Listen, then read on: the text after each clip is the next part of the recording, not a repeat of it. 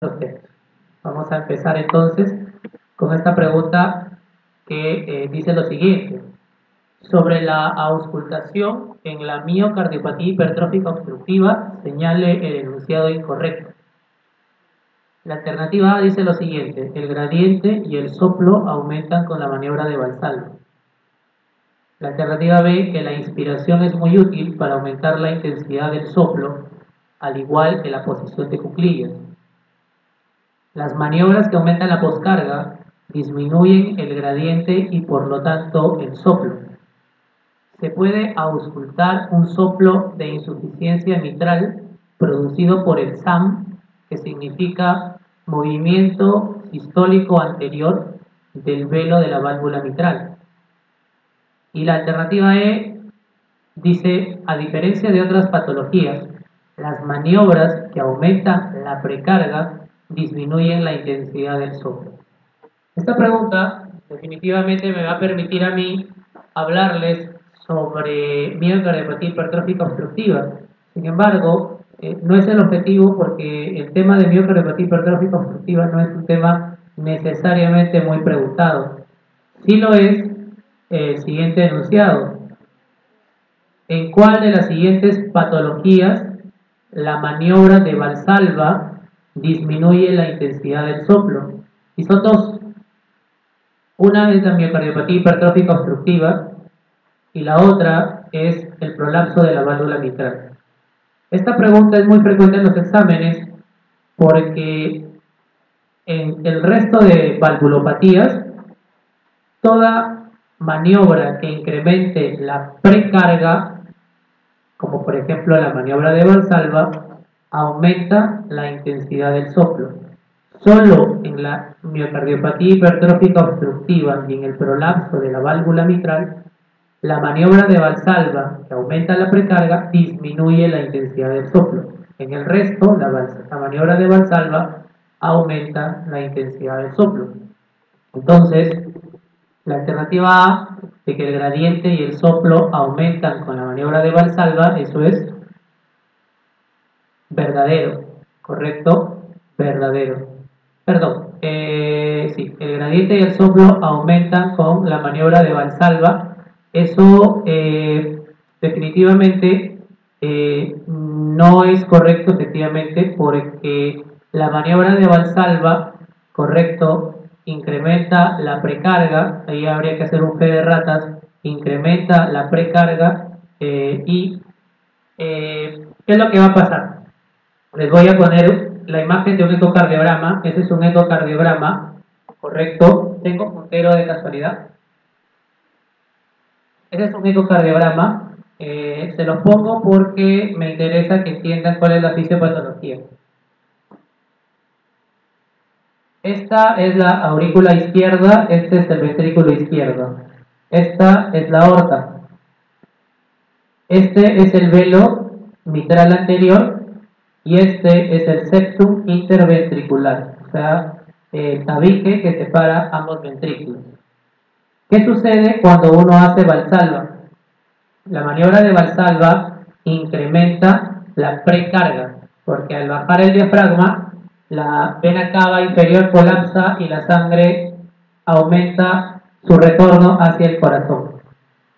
Entonces, en la miocardiopatía hipertrófica obstructiva, el septum interventricular se encuentra bastante grueso. Tan grueso que colisiona o choca con este velo mitral anterior. ¿Qué sucede si yo a este ventrículo izquierdo le incremento el volumen? Es decir, le pongo más sangre. Voy a evitar que se produzca el contacto entre el velo mitral anterior y el septum interventricular.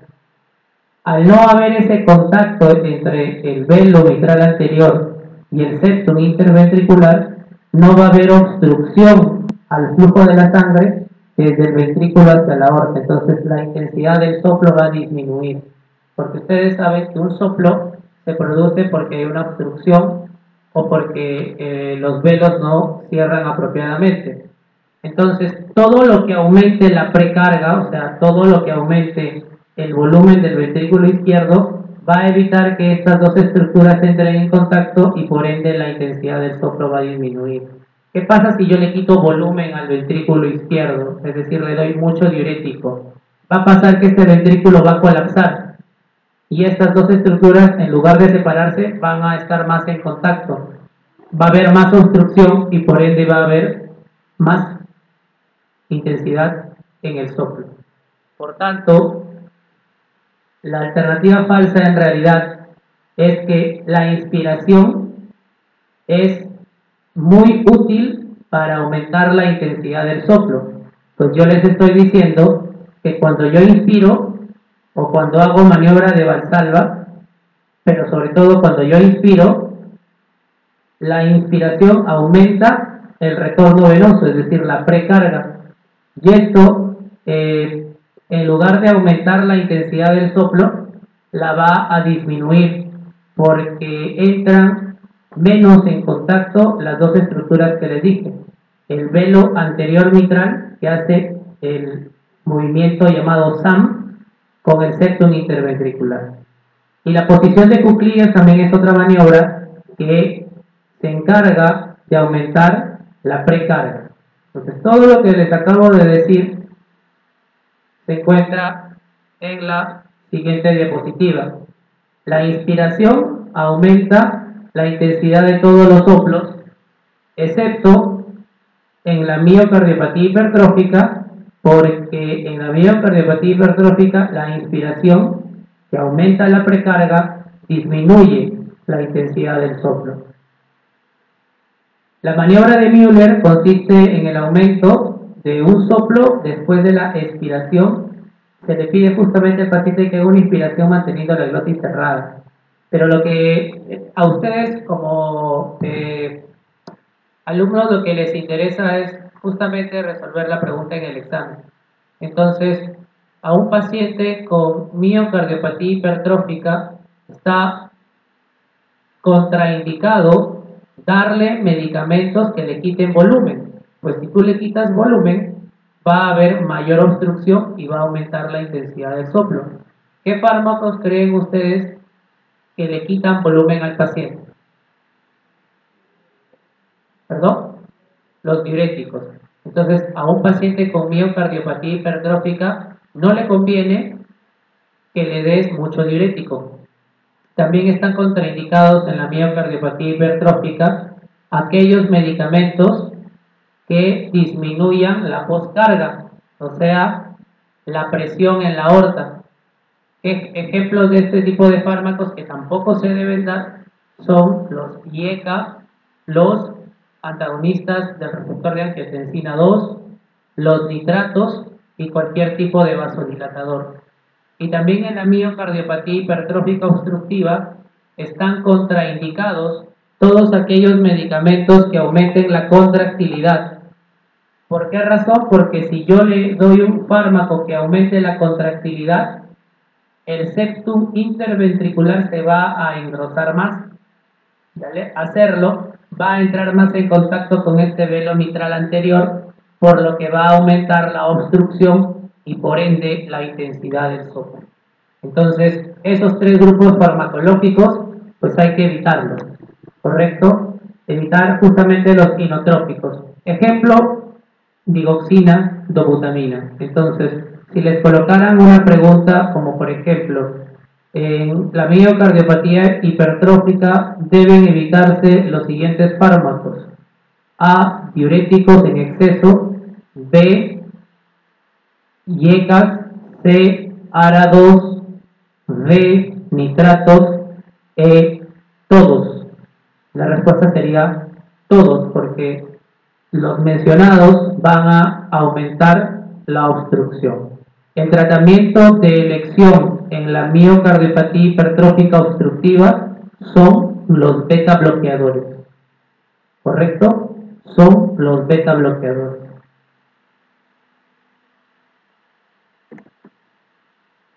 Esta siguiente pregunta tiene que ver con la localización de la cara involucrada o comprometida en un infarto de miocardio. A propósito del tema debemos recordar que el síndrome coronario agudo se divide en dos grandes grupos, SICA-ST no elevado y SICA-ST elevado. A su vez, el SICA-ST no elevado se subdivide en angina inestable e infarto ST no elevado. La diferencia entre la angina inestable y el infarto ST no elevado son las enzimas. Pues mientras la angina inestable no eleva enzimas, el infarto ST no elevado sí moviliza enzimas. Y el otro grupo está conformado por el infarto ST elevado. Es en el infarto ST elevado en donde nosotros podremos determinar la cara del corazón que se ha comprometido. Es incorrecto decir en un infarto ST no elevado la cara que está comprometida. Solamente hablamos de cara comprometida cuando estamos frente a un infarto ST elevado. Para determinar cuál es la cara comprometida es necesario conocer qué cara explora cada una de las derivadas. Entonces, B1, B2, B3 y B4 exploran la región anteroseptal. 1 y ABL la cara lateral alta. 2, 3 y ABF la cara inferior. B3 y B4 específicamente la cara anterior. B5 y B6 la cara lateral baja.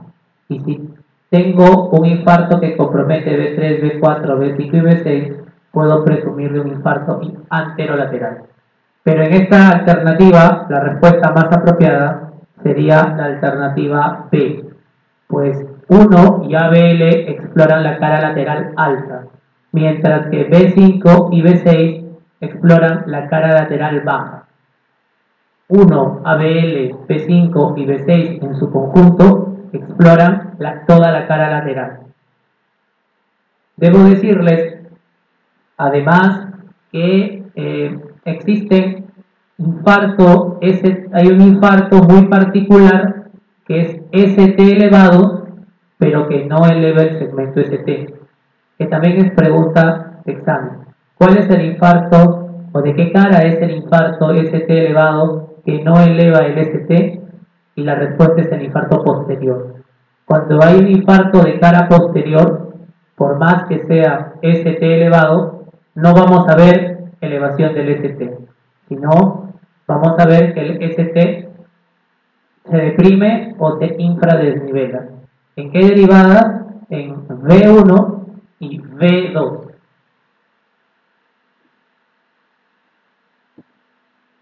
Repetimos, la localización del infarto nos va a permitir a nosotros inferir cuál de las arterias epicárdicas se encuentra alterada.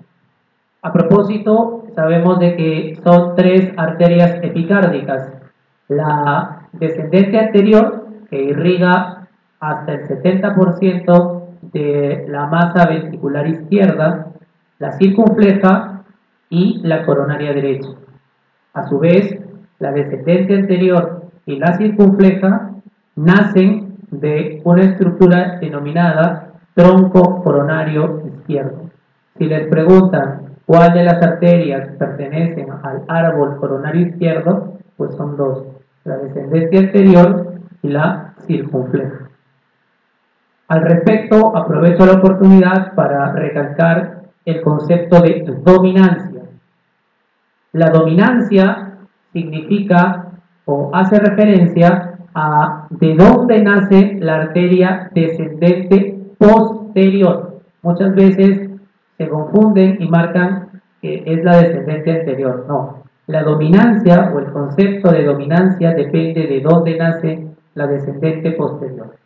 Si la descendente posterior nace de la coronaria derecha, se dice que la dominancia es derecha. Si la descendente posterior, por el contrario, nace de la circunfleja, se dice que la dominancia es izquierda. ¿Qué es lo más frecuente? la dominancia derecha. Hasta un 60 a 70% de la población tiene dominancia derecha. Un 20 a 30% tiene dominancia izquierda y un 5 a 10% tienen codominancia, lo que quiere decir que parte de la descendente posterior nace de la circunfleja y parte de la coronaria derecha. Entonces, si yo identifico, como en el ejemplo tengo, un infarto de cara anterior por la presencia de lo que vendría a ser una onda Q, este patrón se llama QS. Entonces, el hecho de yo tener onda Q de B1 a B4 me habla de un infarto anterior, que lo tengo aquí graficado en el esquema. La presencia de onda Q, entonces, si en caso les preguntasen, significa necrosis. La onda Q del electrocardiograma representa necrosis. La presencia de este electrocardiograma me hace plantear un infarto anterior y la arteria responsable o culpable del infarto será la descendente anterior, pues la descendente anterior se encarga de irrigar toda la cara anterior del ventrículo izquierdo. Si el infarto es anteroseptal, de la misma manera la arteria responsable será la descendente anterior. Si tenemos un infarto posterior, que como les dije es el único infarto ST elevado que paradójicamente o curiosamente no eleva el ST, la arteria responsable es la coronaria derecha. Asimismo, si tengo un infarto inferior, la posibilidad lo más probable es que la arteria responsable del infarto sea la coronaria derecha. Pero si la dominancia es izquierda, lo más probable es que sea la circunfleja. Por eso que hace un momento les expliqué qué significa dominancia. Y si el infarto es de cara lateral, lo más probable es que la arteria responsable sea la circunfleja. En esta lámina aprovecho para recalcarles que a veces ha sido motivo de pregunta en los exámenes cuál es la arteria responsable del infarto utilizando el electrocardiograma. Entonces, como ustedes pueden ver en la parte inferior, tenemos aquí una elevación del segmento ST en 2, 3 y ABF, que son las derivadas que exploran la cara inferior. Si en el enunciado les dice paciente con infarto ST elevado de cara inferior, en el que el segmento ST está más elevado en 2 que en 3, la arteria responsable del infarto será la circunfleja. Si por el contrario les dice que la máxima elevación está en 3 más que en 2, la arteria responsable del infarto será la coronaria derecha. Repito, 2 más que en 3, circunfleja. 3 más que 2, derecha. Otra de las cosas que hay que recalcar es que los infartos de cara inferior hacen extensión, o sea, dependiendo de cada paciente, puede afectar la cara posterior y además puede afectar al ventrículo derecho. Entonces, cuando ustedes tengan a un paciente con infarto de cara inferior, están en la obligación de tomar lo que se denominan derivadas derechas. ¿Cómo se toman las derivadas derechas? Todos creo que saben tomar un electrocardiograma o han visto cómo se toma un electrocardiograma. Las derivadas derechas se toman colocando los electrodos de la pared torácica ya no hacia el lado izquierdo, sino hacia el lado derecho. Y si en el enunciado les dice paciente con infarto, paciente con dolor precordial y elevación del ST en 2, 3 de ABF, ustedes marcarán que se trata de un infarto ¿de qué cara? 2, 3 de ABF. 2, 3 de ABF, ¿qué cara explora? Inferior. 2, 3 de ABF es cara inferior. Pero si en el enunciado además les dice que hay una elevación del segmento ST en la derivación V3R o V4R, que es una derivada especial llamada, o que son derivadas derechas, el hecho de que digan el enunciado V3R o V4R quiere decir de que ha habido extensión al ventrículo derecho. R por right, que en inglés significa derecho. Conceptos que deben quedar claros: isquemia y lesión. El vector en presencia de isquemia se aleja justamente de la zona de isquemia. Sabemos de que el corazón tiene 3 capas: el endocardio, que es la capa más interna, el miocardio y el epicardio, que es la capa más externa. La región que se encuentra inmediatamente por debajo del endocardio se llama subendocardio. Cuando hay isquemia subendocárdica, el vector de isquemia se aleja de esta zona y al hacerlo describe la siguiente trayectoria. En realidad aquí la cabeza de flecha se debe encontrar en el lado contrario, o sea, hacia acá, pues el vector se quiere alejar de la zona de isquemia. ¿Y qué pasa? Si el electrodo explorador o el chupón que le colocamos al paciente en la pared torácica se encuentra a este nivel, este vector que se aleja de la zona de isquemia subendocárdica, a su vez se acerca al electrodo explorador.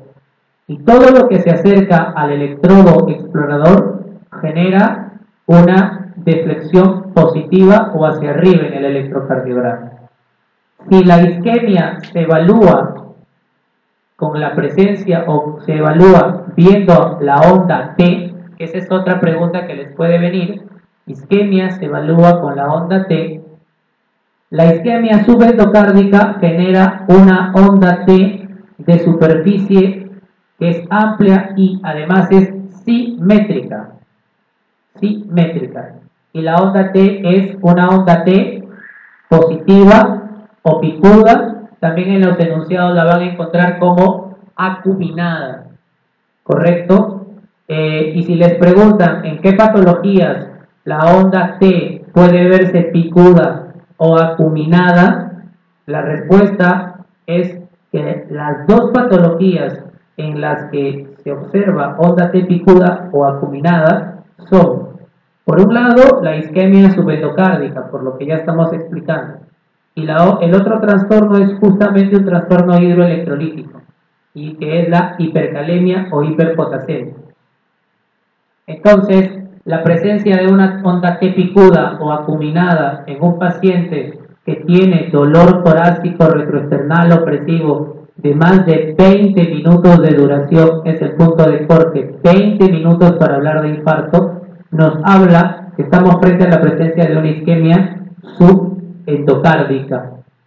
Recordarles que la onda T picuda se considera cuando en las derivadas precordiales, que son V1, V2 hasta V6, la onda T mide más de 10 milímetros. Y en las derivadas del plano frontal, que son 1 ABL, ABR, 2, 3 de ABF, 2, 3 de ABF, pues se considera que la onda T está picuda cuando mide más de 6 milímetros. En el plano precordial, repito, 10 milímetros. Y en el plano frontal, más de 6 milímetros. Y si la isquemia subendocárdica genera una onda T positiva picuda, la isquemia subepicárdica pues hace todo lo contrario. En este ejemplo observamos de que la zona que se encuentra con isquemia es el subepicardio y el vector al alejarse de la zona de isquemia subepicárdica también lo hace del electrodo explorador, porque el electrodo explorador se encuentra a este nivel. Entonces, este vector que se aleja de la zona de isquemia subepicárdica y del electrodo explorador va a producir en el electrocardiograma una onda T invertida o T negativa, y que tiene como característica fundamental que es simétrica. La mnemotecnia es, si la onda T es simétrica, sí es de isquemia. Si la onda T es asimétrica, lo más probable es que no sea isquemia, sino que estemos frente a una sobrecarga de presión o sobrecarga sistólica. ¿Cuál es la patología más frecuente que genera ondas T negativas asimétricas en el electrocardiograma? Pues la hipertensión arterial. Y si en la isquemia el vector se aleja, cuando hay lesión, el vector hace todo lo contrario, se acerca.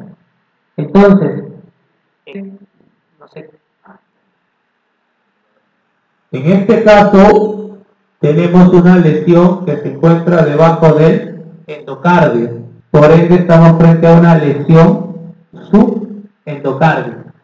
Recordarles que si la isquemia se evalúa con la onda T, la lesión se evalúa con el segmento ST. Entonces, cuando hay lesión subendocárdica, el vector se acerca a la zona de lesión.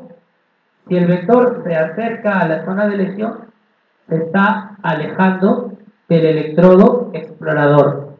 Al alejarse, va a provocar que el segmento ST se infradesnivele o que vaya hacia abajo.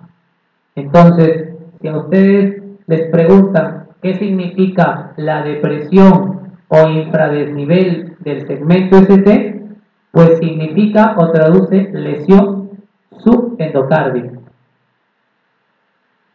Y si es que el segmento ST se eleva, ya no estaremos frente a una lesión subendocárdica, sino frente a una lesión subepicárdica. En este caso, si el electrodo explorador se encuentra a este nivel y la lesión se encuentra en el subepicardio, el vector de lesión, les repito, se acerca a la lesión y en este caso, al acercarse a la lesión también se acerca al electrodo explorador.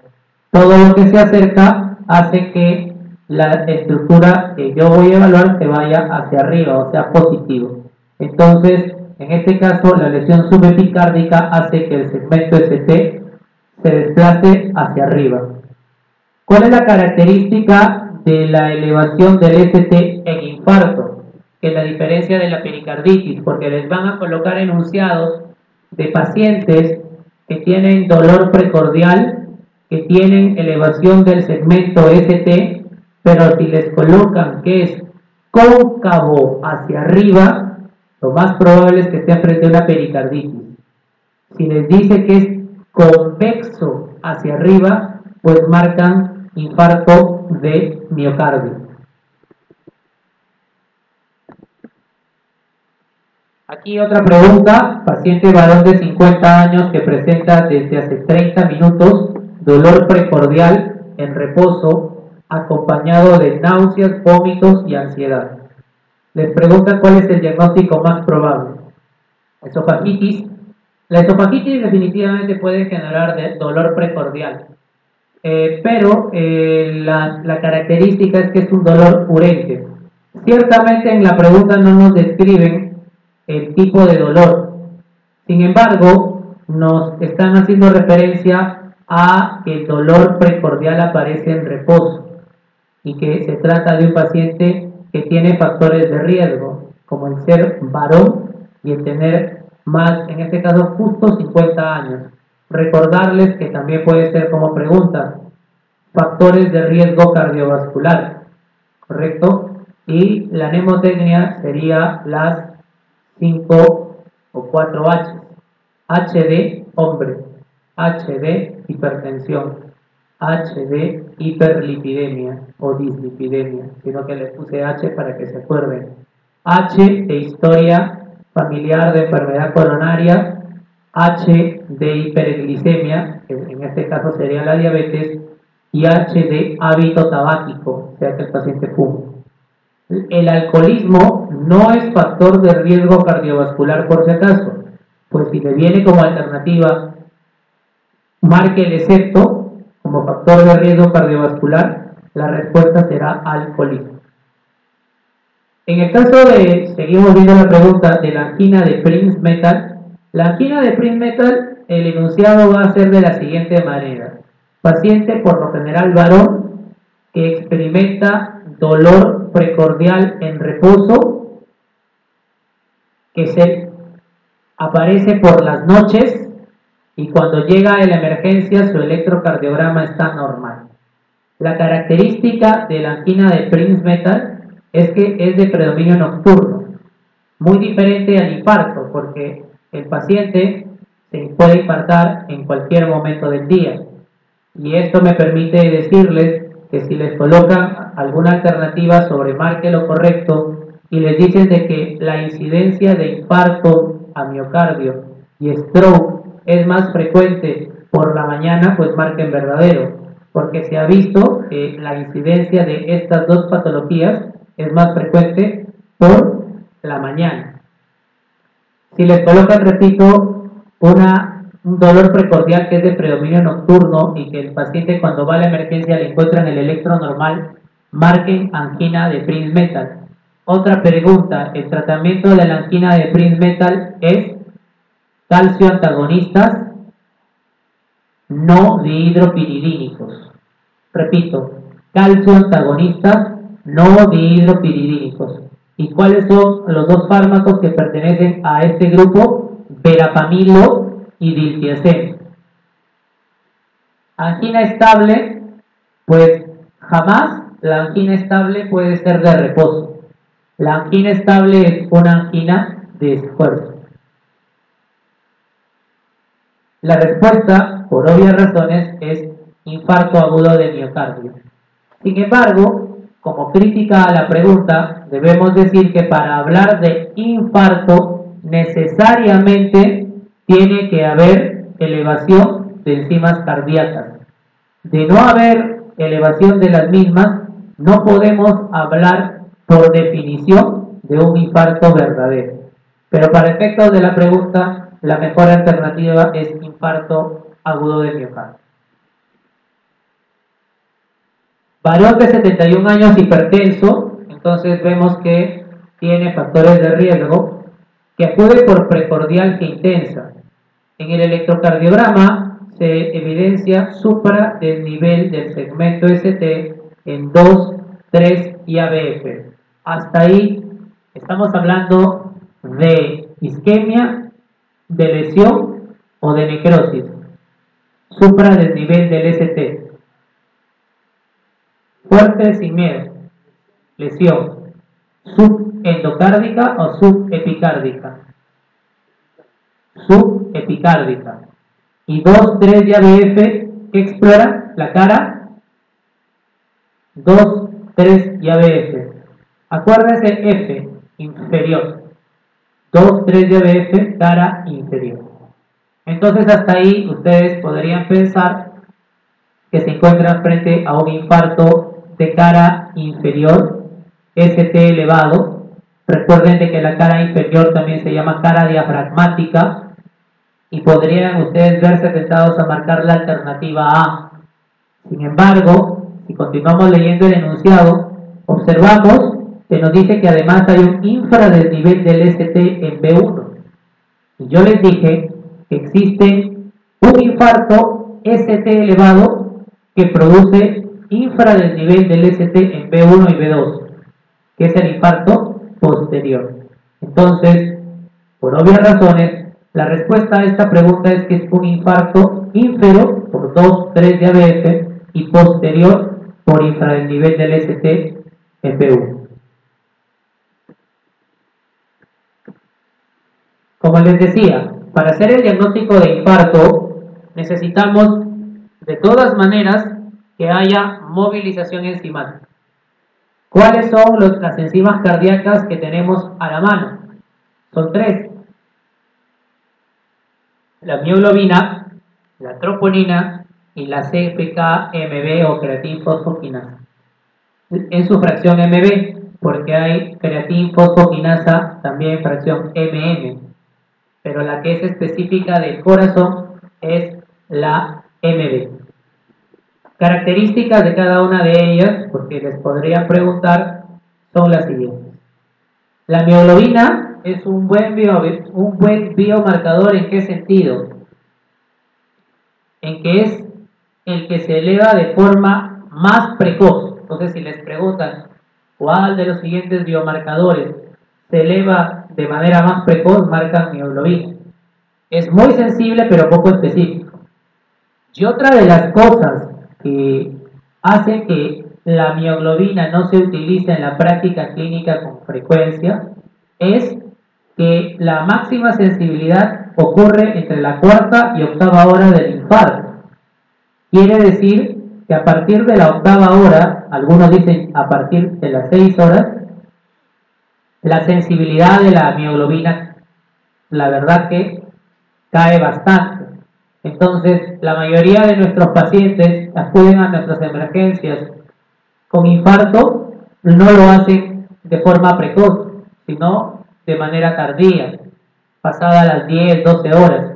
Y si tú le tomas una mioglobina, es probable que la mioglobina la encuentres normal. Para hacer el diagnóstico de infarto, y esa podría ser otra pregunta, en el 2012 se reunieron en Europa expertos del tema y crearon la tercera definición universal de infarto. Y la tercera definición universal de infarto dice que se llama infarto a toda elevación de biomarcadores que puede ser o troponina o CPK-MB. No menciona a la mioglobina. Más cualquiera de las siguientes. Primero, alteraciones del segmento ST, hacia arriba o hacia abajo. Aparición de nuevas ondas Q. Tercero, que se demuestre que la contractilidad o contracción de una pared del corazón está disminuida. Cuarto, que el paciente, cuando se le hace un estudio de arterias coronarias mediante cateterismo cardíaco, se demuestre que hay un trombo en una de las arterias.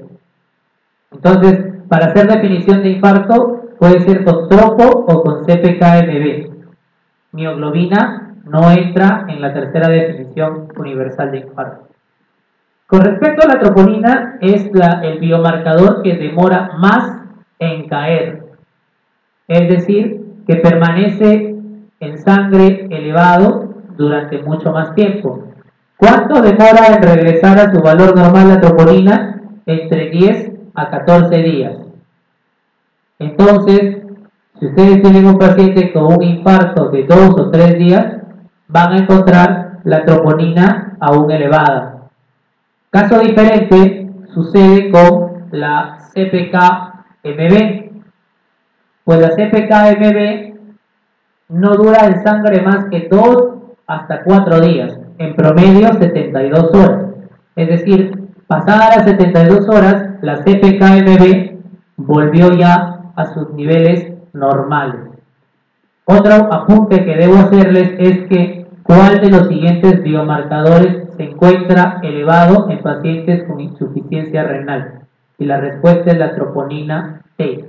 Entonces, en pacientes con enfermedad renal crónica, el tener troponina T elevada no necesariamente implica infarto, sino que en ellos, por naturaleza, la troponina T se encuentra elevada. Y en ese caso, nos sirven más para diagnosticar infarto con la troponina I o la CPK-MB. Como les decía, la troponina es más específica, es más sensible y está elevada en sangre durante mucho más tiempo. Y la CPK-MB pues, es específico de necrosis miocárdica. Necrosis es igual que infarto, pero es menos sensible que la troponina. Otra pregunta, varón de 60 años que debuta con cuadro de 2 horas de duración presentando dolor precordial opresivo. Aquí ya nos está dando la característica del dolor, de ser punzante, de ser urente, de ser cerebrante. La posibilidad de que sea por infarto disminuye notablemente. que les coloquen el enunciado dolor precordial opresivo ya los debe orientar a pensar de que están frente a un infarto. Este dolor se irradia al miembro superior izquierdo y se acompaña de disnea y palpitación. Y el electrocardiograma de ingreso es normal. Entonces, ¿qué harían ustedes si reciben a este paciente de emergencia? Le dosan troponina y CPK-MB, le dosan CPK-MB y transaminasas, CPK-MB y deshidrogenasa láctica, esperan 30 minutos y le toman un nuevo EKG, o piden la tomografía helicoidal multicore de corazón y grandes vasos. Esta pregunta es muy interesante porque me permite decirles que cuando tenemos a un paciente con dolor precordial y sospechamos que este dolor es por un infarto o un síndrome coronario agudo, de todas maneras, además de tomarle un electrocardiograma, y que este electrocardiograma no debe demorar más de 10 minutos en ser tomado desde que el paciente llegue. No solo hay que tomarle un electrocardiograma, sino que también hay que tomarle un segundo electrocardiograma. Entre el primero y el segundo no debe haber una diferencia más de 20 minutos, porque así lo dice la literatura y así lo dicen las guías. Y evidentemente, como parte del plan de trabajo, hay que dosar enzimas cardíacas. Y la única alternativa que dice o que enuncia dosaje de enzimas cardíacas es la alternativa A, dosaje de troponina y CPK-MB, por lo que esta es la respuesta.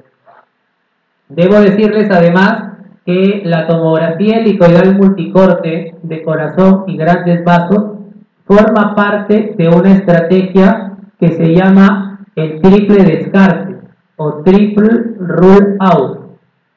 Si les preguntasen, la angiotomografía como parte de la estrategia del triple rule out permite descartar. ¿Qué patologías podríamos descartar con una tomografía helicoidal multicorte? Primero, ver si no es infarto, porque con la tomografía podemos ver coronarias. No es el mejor método, pero podemos ver coronarias.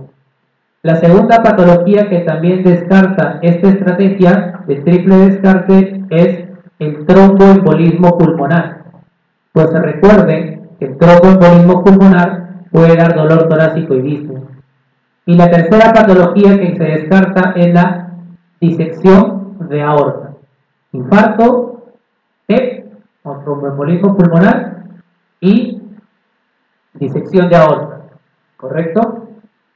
Para el TEP, ¿cuál es el biomarcador que ustedes le piden y que tiene alto valor predictivo negativo? Para el TEP, ¿alguno? Dímero D.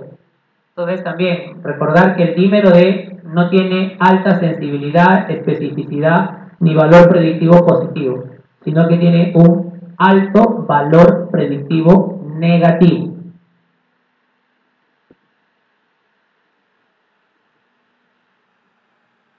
Siguiente pregunta: ¿en qué patología valvular cardíaca se oculta el soplo de Austin-Flint? ¿Alguno de ustedes tiene una idea? Es una pregunta que no es de memoria porque tiene sus fundamentos, pero deben saber. El soplo de Austin-Flint se produce por lo siguiente. Permítanme un segundo. Creo que es esperar. No. Es este. Ya está. Tampoco.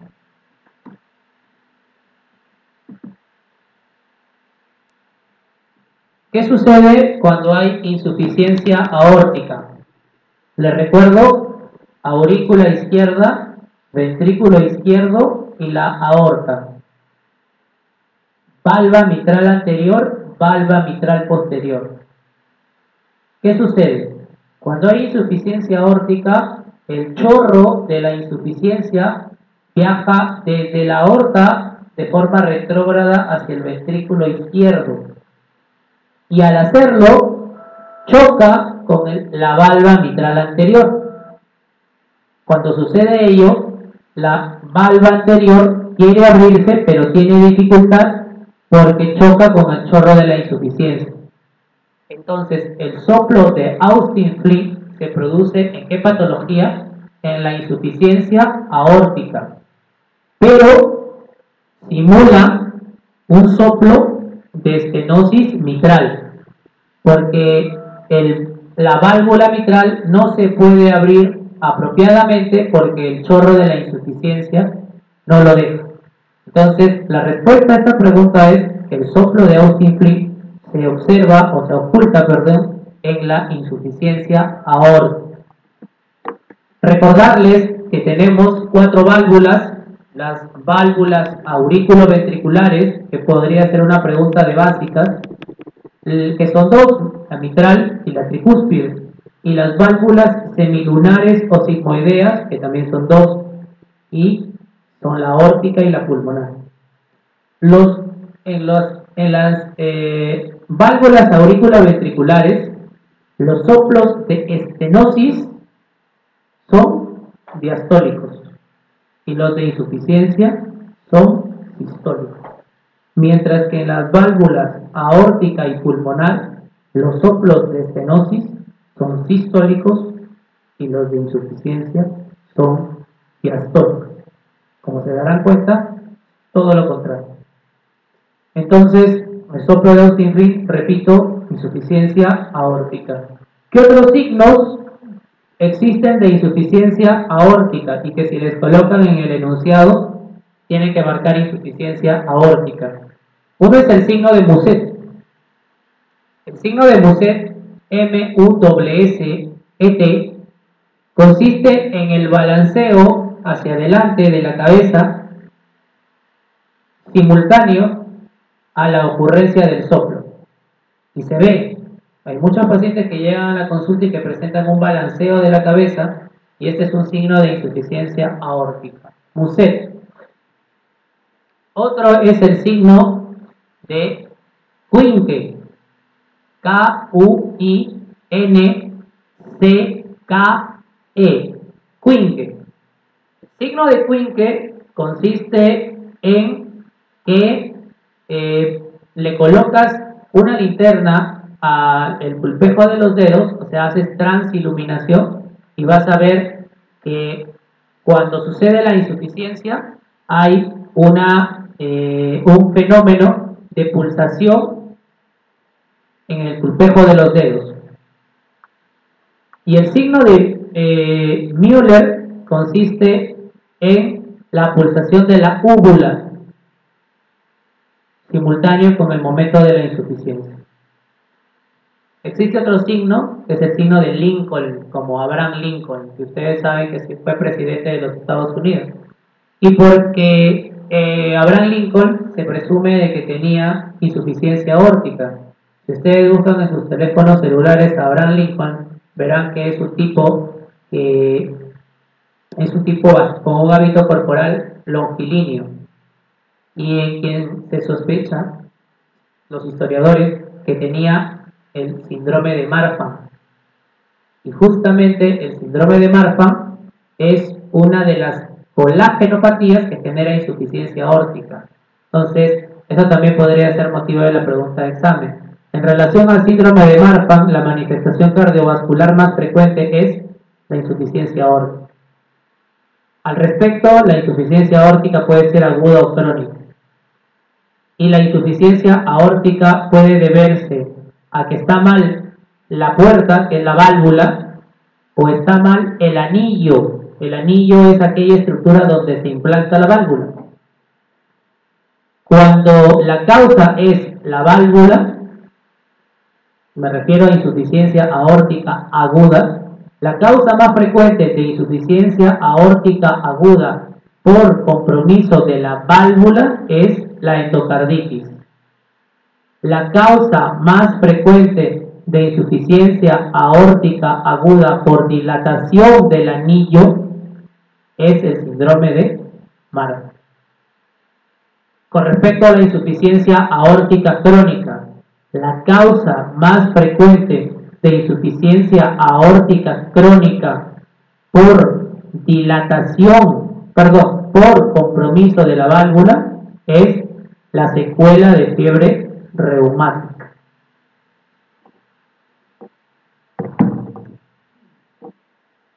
Entonces, en la insuficiencia aórtica, aparte de los signos ya mencionados, observaremos o auscultaremos la presencia de un soplo protodiastólico, es decir, al inicio de la diástole. El pulso es alto, otros nombres, amplio, Seller, el martillo de agua, cualquiera de esos términos que ustedes escuchen, si es que viene en el enunciado, con toda seguridad, tienen que marcar insuficiencia aórtica. ¿Okay? Entonces, si el enunciado dice pulso saltó, signo de Quincke, signo de Muset, signo de Müller, soplo de Austin-Flint, no lo piensen dos veces. Insuficiencia aórtica. Marfan, insuficiencia aórtica. Y la insuficiencia aórtica, pero más que la insuficiencia aórtica, la estenosis aórtica, genera hipertrofia del ventrículo izquierdo. La idea es que la hipertrofia del ventrículo izquierdo la podamos detectar mediante el electrocardiograma. Y para ello existen criterios, siendo el más conocido el criterio de Sokolov, el más conocido. ¿Qué consiste o en qué consiste el criterio de Sokolov?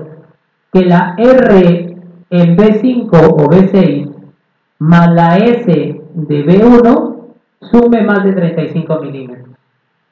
De ocurrir ello, estamos frente a un Sokolov positivo y esto se considera signo de hipertrofia ventricular izquierda, HPI. Otro signo de hipertrofia ventricular izquierda es la presencia de una onda T negativa, simétrica o asimétrica. La simétrica, ¿en qué se ve? En isquemia subendo o subepi. Fuerte. La onda T negativa simétrica se ve en la isquemia subepicárdica.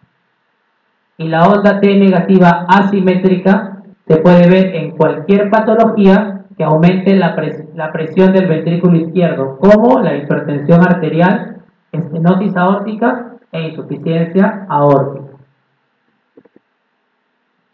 Otra pregunta, con respecto a la aspirina como tratamiento antiagregante para la cardiopatía isquémica, solo una de las siguientes afirmaciones es correcta.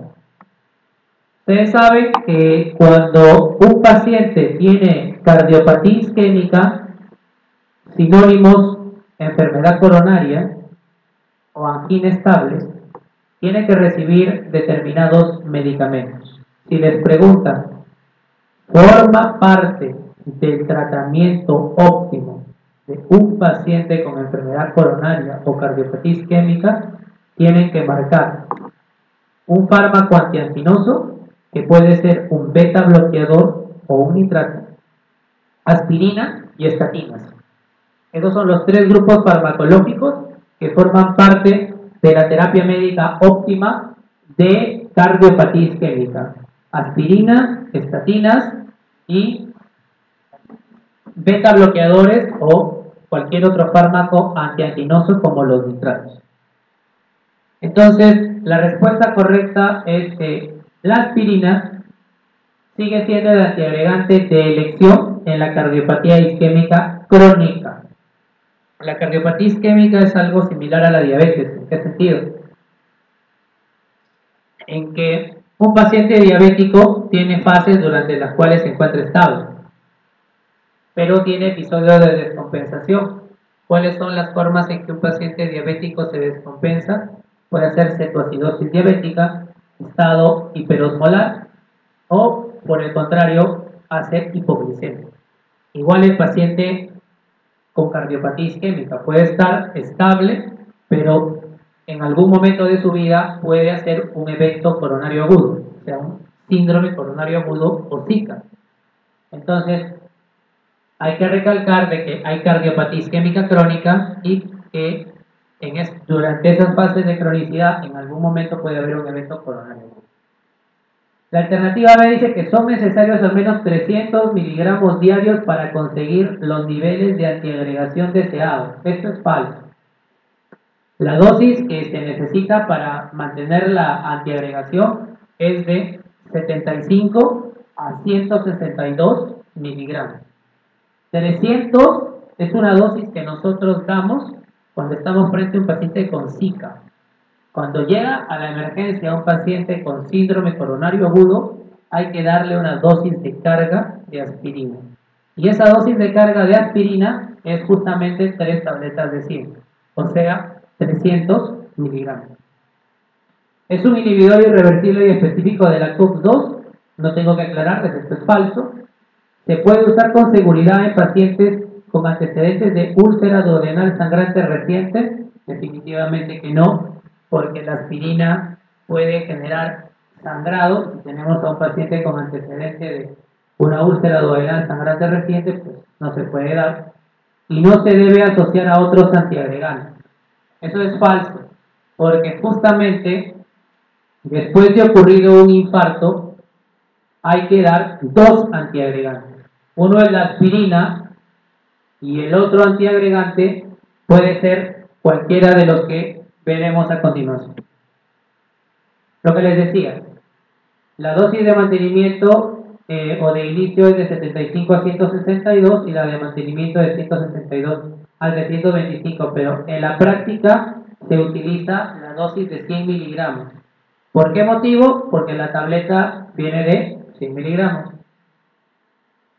La aspirina aumenta la sobrevida, inhibe de forma irreversible la ciclooxigenasa a nivel del endotelio vascular y plaquetas, previene la formación de tromboxano A2, está contraindicado en pacientes alérgicos o en pacientes con úlcera péptica y hemorragia activa, y el ensayo clínico que evaluó su uso en pacientes con infarto fue el estudio ISIS-2. No creo que les pregunten ensayos clínicos, aunque el estudio ISIS-2 es un ensayo muy conocido. Lo que sí, ustedes les toman salud pública o salud comunitaria, les toman preguntas, ¿saben lo que es el NNT?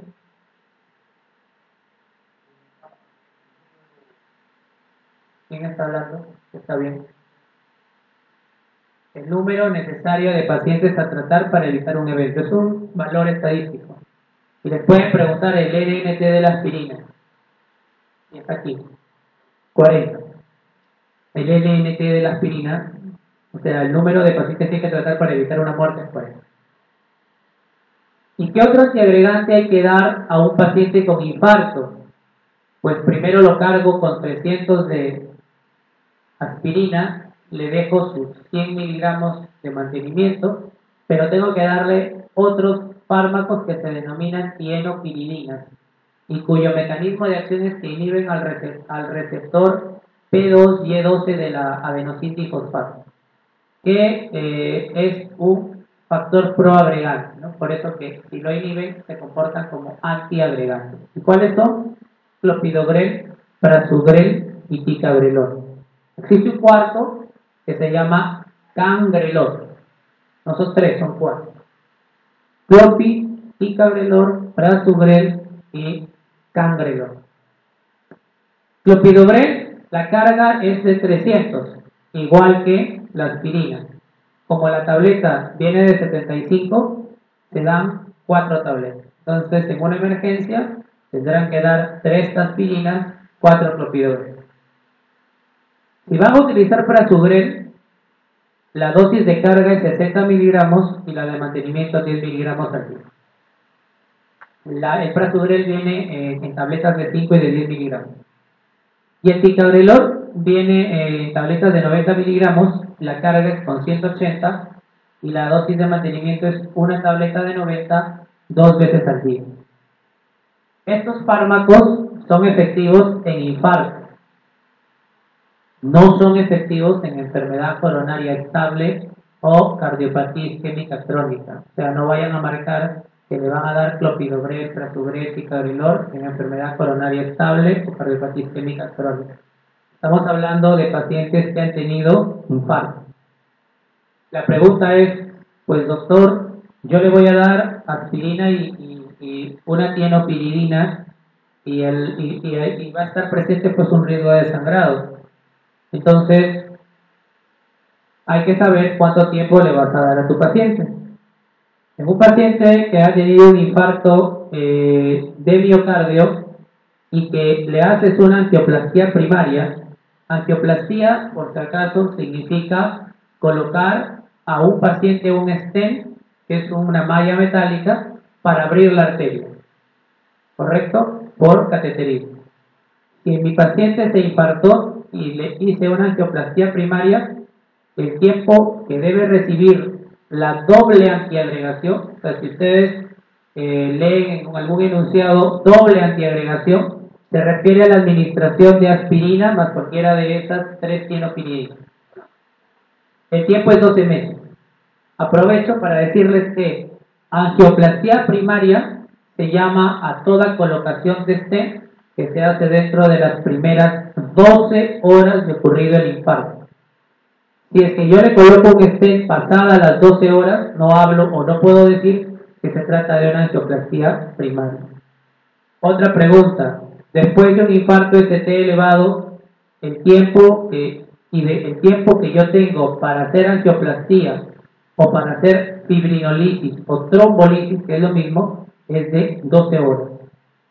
Pasadas las 12 horas, yo ya no debo fibrinolizar o trombolizar. ¿Qué medicamentos conocen ustedes que sirvan para trombolizar o fibrinolizar? Alteplase, streptokinasa, urokinasa y reteplase. Pero el que utilizamos actualmente en la mayoría de hospitales es el alteplase. Alteplase. Si el paciente se infartó y le hiciste fibrinólisis de la misma manera, 12 meses, y si por algún motivo ni lo trombolizaste, ni tampoco le hiciste angioplastía primaria, igual debe ser 12 meses. Conclusión, si tu paciente se infarta, en tiempos de doble antiagregación será 12 meses. Angioplastía primaria, 12 horas. Tiempo que dispongo para angioplastía primaria o para trombolisis o fibrinolisis, 12 horas. Paciente mujer de 18 años que llega en emergencia por presentar palpitaciones, ansiedad y sudoración. Una paciente joven, no mencionan que tenga antecedentes cardiovasculares de interés. Al examen, palidez, el pulso 185 por minuto regular. Ese es un término muy importante, ya vamos a ver por qué. Filiforme, con hipotensión arterial. El electrocardiograma muestra la presencia de taquicardia con una frecuencia cardíaca de 185 latidos por minuto, complejos QRS estrechos y no arritmia, ¿no? Lo cual no es correcto porque el tener 185 por minuto ya es una arritmia, una taquiarritmia, ¿no? Todo ritmo que vaya más de 100 por minuto se denomina taquicardia o taquiarritmia. Se le hace maniobras vagali y estas no permiten terminar la taquicardia, estas son negativas. Entonces el diagnóstico probable es un enunciado muy interesante en la medida que me va a permitir hablar de un poco de las arritmias. Y de hecho esta pregunta es muy frecuente. Primero tengo una paciente, o la manera como tengo que analizar es, tengo una paciente joven sin factores de riesgo cardiovascular. Entonces, eso de alguna manera me permite descartar ya de antemano que se pudiese tratar de una fibrilación auricular, taquicardia ventricular o flúter auricular. ¿Por qué motivo? Porque estas arritmias, por lo general, ocurren en pacientes que ya tienen daño estructural del corazón o tienen factores de riesgo cardiovascular. No quiere decir que en una mujer de 18 años sin antecedentes no puede haber esto. Puede haber, pero es menos probable. Me habla que la paciente tiene palpitaciones. Otra cosa, si a ustedes en el enunciado les dice que las palpitaciones las siente irradiadas al cuello, eso te debe hacer pensar que estás frente a una taquicardia paroxística supraventricular. O sea, ese dato semiológico de referido al cuello debe o orienta la respuesta hacia una taquicardia paroxística supraventricular, pero no nos lo da. Tiene 185 por minuto. Si yo descarté estas tres, me quedan la D y la E. Pero 185 por minuto es una frecuencia que es compatible con taquicardia sinusal. La respuesta es que no. La taquicardia sinusal como máximo va hasta 150 latidos por minuto. Todo lo que va por encima de 150 ya no se considera taquicardia sinusal. ¿En qué patologías podemos observar taquicardia sinusal? Cuando nos da fiebre o frente a la presencia de un hipertiroidismo. Me dice que los QRS son estrechos. Ustedes saben que el QRS puede ser o estrecho o ancho. Todo lo que mide más de 0,10 segundos es ancho. Y saben que un latido se puede originar en dos partes muy claras. O se origina por arriba del ventrículo, es decir, en las aurículas, en el nodo sinusal o en el nodo auriculoventricular, y eso se llama supraventricular, o se origina en el mismo ventrículo, y eso es ventricular. Pero los ritmos ventriculares son QRS anchos. Entonces, si le dice QRS estrecho, ya descartaron taquicardia ventricular. Les dice además que tiene una frecuencia que es regular. Eso les va a permitir descartar fibrilación auricular, porque la fibrilación auricular es irregular. Se da cuenta que analizando el enunciado ya descartamos FA, taquicardia ventricular, taquicardia sinusal, nos quedamos con flúter y con taquicardia supraventricular paroxística. El flúter generalmente es una patología que cuando les den en el enunciado les van a decir electrocardiograma muestra la presencia de ondas que simulan los dientes de un serrucho, u ondas F mayúscula, ondas F, pero la F es mayúscula. Si les colocan eso en el enunciado, no lo piensen dos veces, la respuesta es flúter. Entonces, como se trata de una paciente sin antecedentes cardiovasculares, la respuesta a esta pregunta es taquicardia supraventricular paroxística. Y otra de las cosas que nos orienta es que a esta paciente le hicieron maniobras vagales. Y el tratamiento de elección a un paciente que llega a la emergencia con taquicardia supraventricular paroxística, primero es hacerle maniobras vagales. ¿Qué maniobras vagales? Masaje de seno carotidio, maniobra de Valsalva o que la paciente tosa. Tos. Si no responde a las maniobras vagales, o si les preguntan, el fármaco de elección para el tratamiento de la CPCB, ¿cuál marca? ¿Saben o no saben? Adenosina. Fármaco de elección para la taquicardia paroxística supraventricular es adenosina, que viene de 6 miligramos a propósito. Que se pase en bolo, no se pase en infusión. Lo que les decía, la taquicardia paroxística supraventricular puede o normalmente genera frecuencias de 350 a 250 latidos por minuto y puede ser de tres tipos: las auriculares, las intranodales y las vías accesorias. Pero en eso no me voy a detener porque no les van a preguntar en su examen. ¿Cuál de los siguientes parámetros no es de mal pronóstico en pacientes con insuficiencia cardíaca crónica? Entonces pasamos al tema de insuficiencia cardíaca. Aprovecho la pregunta para decirles que la terapia médica óptima, así como les podrían preguntar la terapia médica óptima en enfermedad coronaria estable, les pueden preguntar la terapia médica óptima en insuficiencia cardíaca. Y la terapia médica óptima de insuficiencia cardíaca con fracción de eyección reducida, y para eso vamos a definir a qué se le llama fracción de eyección reducida. Esto de insuficiencia cardíaca en la que la FEBI o fracción de eyección está por debajo del 40%. Cuando la fracción de eyección está por encima del 50% se llama insuficiencia cardíaca con fracción de eyección preservada. Y cuando se encuentra entre 40 a 50% se denomina con fracción de eyección limítrofe o borderline. Entonces, la terapia médica óptima para la insuficiencia cardíaca con fracción de eyección reducida está conformada por un trípode: beta bloqueadores, IECAS, y podrían colocarles o diuréticos ahorradores de potasio, u otra manera de decir es antagonistas del receptor de mineralocorticoides. Cualquiera de las dos puede ser. ¿Qué fármacos o qué IECAS forman parte de la terapia médica óptima? Todos. Hay varios IECAS: captopril, enalapril, lisinopril, ramipril. Hay varios. Cualquiera de ellos. ¿Qué beta bloqueadores? ¿Todos? No. Eran 3, ahora son 4. Bisoprolol, carvedilol, metoprolol y nebivolol. Repito: bisoprolol, carvedilol, metoprolol y nebivolol.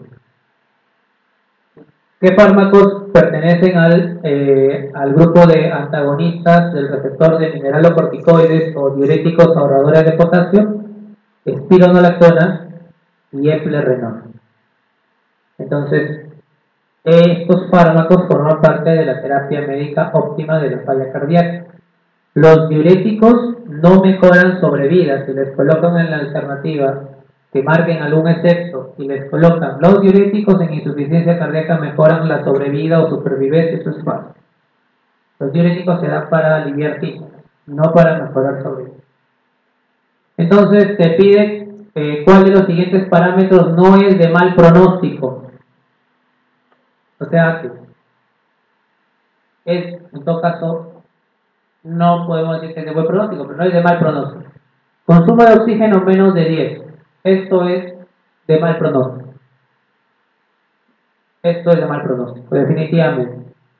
Que la fracción de eyección esté en 20%, obviamente, quiere decir que el ventrículo izquierdo ya está muy deteriorado. La hiponatremia. Cuando nosotros hablamos de insuficiencia cardíaca, ustedes van a leer en sus manuales que la insuficiencia cardíaca genera dos fenómenos, que son o congestión o hipoperfusión. En función a eso, van a trabajar a su paciente. Entonces, ¿qué pasa cuando el paciente tiene congestión? ¿Qué van a encontrar al examen físico? Van a encontrar crepitantes, van a encontrar un paciente con disnea, ortopnea o ortopnea, fundamentalmente estos tres. En la radiografía de tórax, ¿qué es lo que van a observar? Van a observar redistribución de flujo o el patrón de alas de mariposa del edema agudo de pulmón. ¿Y qué signos de hipoperfusión existen? Llenado capilar más de 2 segundos, frialdad distal de miembros inferiores, alteración del estado mental, es decir, que tengan un paciente obnubilado, ¿correcto? Y además parámetros de laboratorio. ¿Qué parámetros? Uno de ellos es hiponatremia. La hiponatremia es un signo de hipoperfusión. Y el otro parámetro laboratorial es el lactato más de 2. Y si les colocan que es de mal pronóstico, es lactato más de 4. Pero más de 2 ya es un signo de hipoperfusión. Entonces, sí es de mal pronóstico tener hiponatremia. Que estén aumentados los niveles de catecolaminas circulantes, definitivamente es un factor de riesgo. Lo que no es de mal pronóstico es que el BNP, que es el péptido natriurético tipo B, esté por debajo de 100, o sea que se encuentre disminuido. ¿Ok? Porque en una insuficiencia cardíaca los niveles de péptido natriurético auricular se encuentran elevados. Entonces, si están disminuidos, pues eso no es de mal